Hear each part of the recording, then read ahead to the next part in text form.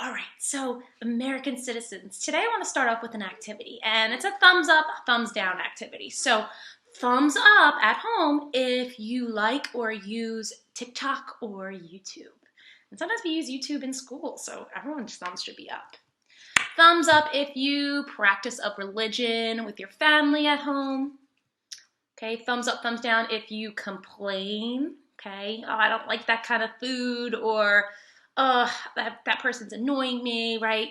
Thumbs up if you've ever done that. Okay, we try not to complain because we don't want to spread negativity, but everyone does it. Thumbs up if you don't like people going through your things in your room. Maybe like a brother or sister who are always going through your things, right? That's a big one for me.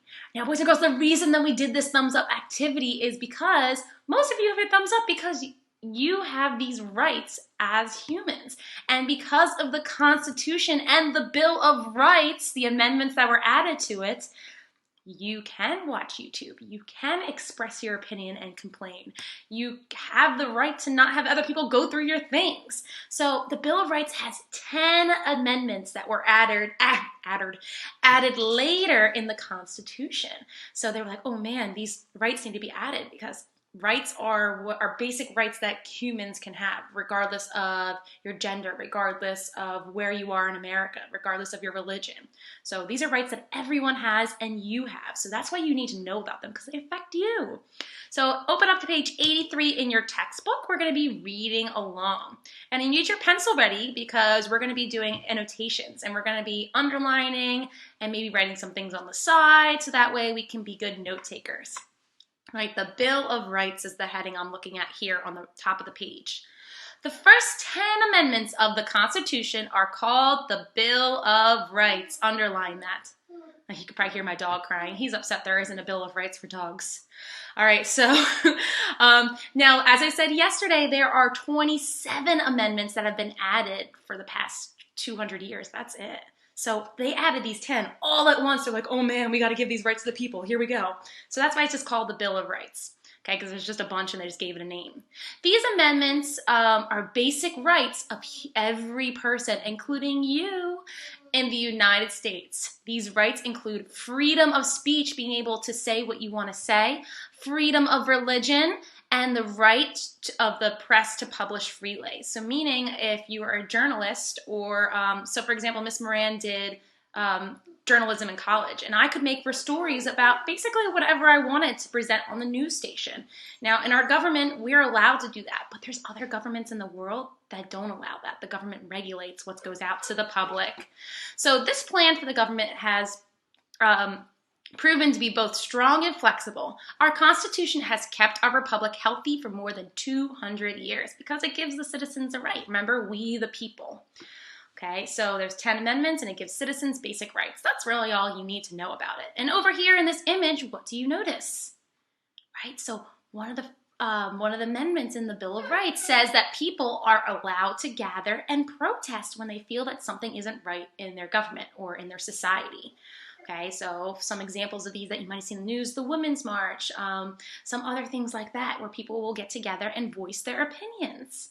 Okay, and that's their right. They're allowed to speak their mind and gather safely. So down here it says, what is the purpose of the first 10 amendments of the Constitution? So pause the video and think about, what do you think the purpose of them is? Who do they give rights to? Okay, so here's my guided answer. You are free to have your own, of course, but make sure you have something written there because we will be taking a photo of it after this lesson. Okay, so I said the Bill of Rights lists the rights and freedoms that are guaranteed, meaning like you are going to have it, to all people in the United States, not just some, all.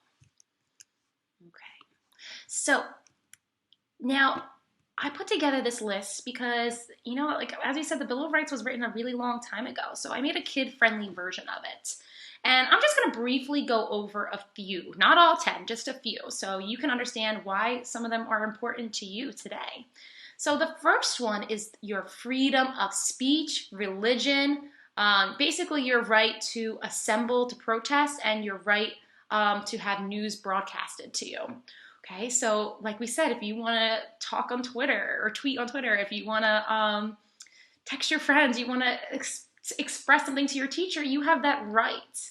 Okay, so that's super important because before the colonists didn't have that right. They couldn't speak against the king without fearing for their life or being thrown in jail. Okay, so some other ones I want to go over today. Right here, unreasonable search and seizure. This basically means, I put an image here of a locker because that basically means that the police can't come in and search your locker without a warrant. They can't go in and say, oh, I think Billy over here looks suspicious. I'm going to go through his things and steal his Pokemon cards. No, right? They can't do that without a reason to do so. So same thing when I brought up that example earlier, it's really not lawful for anyone to be able to go and take your property or search through your things.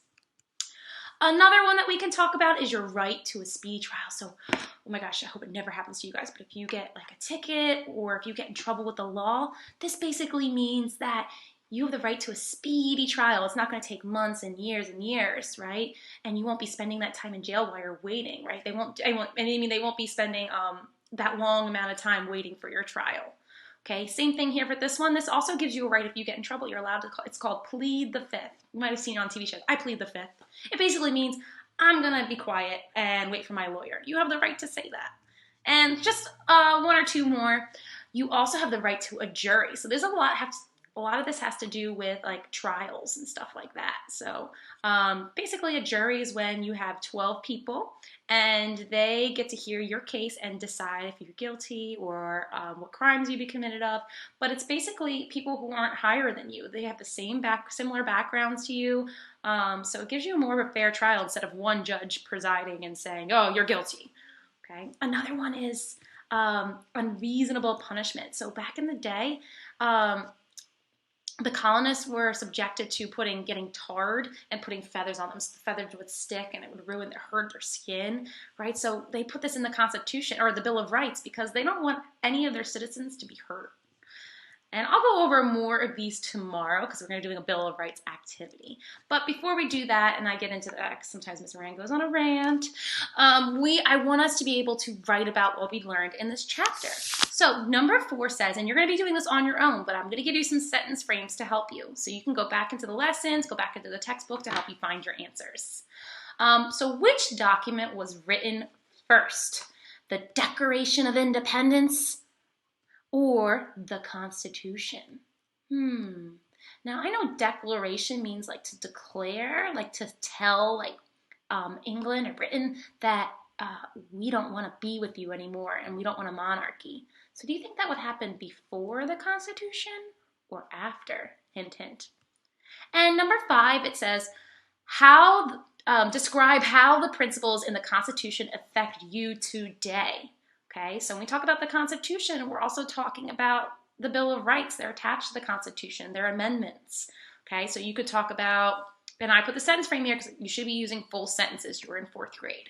So one way the principles in the Constitution affect me today are, oops, I did that wrong. It's okay. So basically you want to say one way the principles of the Constitution affect me today are, maybe instead of because, talk about one of the amendments I went over, right? Or you could talk about how the type of government that you have and why that's important. Maybe about why democracy is better than a monarchy. Okay, it's kind of like an opinion. I just want to see where your mind's at. Okay, and your teacher wants to see. Okay, so boys and girls, after you have written your answers for 3, 4, and 5, you're going to take a photo and submit it so your teacher can look over your social studies work. Okay, and tomorrow, like I said, we're going to be doing a Bill of Rights activity so you'll learn a little bit more about it.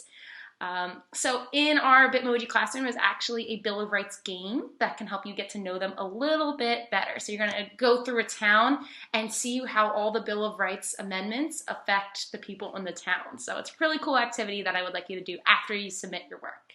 All right, guys, have fun.